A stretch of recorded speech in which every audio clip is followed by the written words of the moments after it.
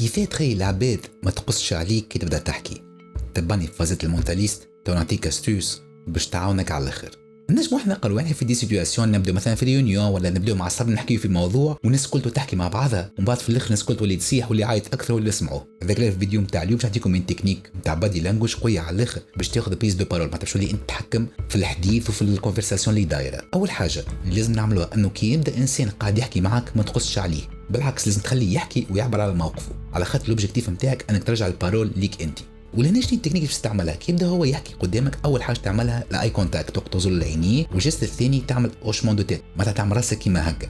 والجست هذا نتاع لوشمون دو تيت راهو مش معناتها انت موافقه، اما بالعكس هو باش يشوف اللي انت بالحق قاعد مركز معاه وتسمع ايش قاعد يقول، وهذا هو المطلوب. بعد ما يكمل هو يحكي اعمل هكا بيديك، يعني كوم سنتي عاود تخدي البارول وتبدا تحكي، وكأو هو قص عليك وانت تحكي. لهنا نقولوا الكلمه نتاعنا، نقولوا انا خليت تحكي من غير ما قصيت عليك، دونك خلينا نحكي من غير ما تقص عليه. فما حاجه مهمه انك انت بعد ما تكمل تحكي شارك العباد اللي معك. مثلا انت كملت تحكي تقولوا مثلا انت يا فلان الفلاني ايش قالك في الكلام اللي قلته، وانت اسكو موافق ولا ماكش موافق.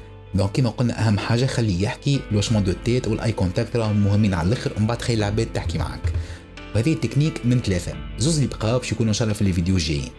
وكالعاده كان عجبكم الفيديو ما تنساوش تعملوا جيم وفولو. كان معكم فيصل المونتاليست، ملتقانا ان شاء الله في فيديو واحد اخرى. علي باي باي، تشاو تشاو.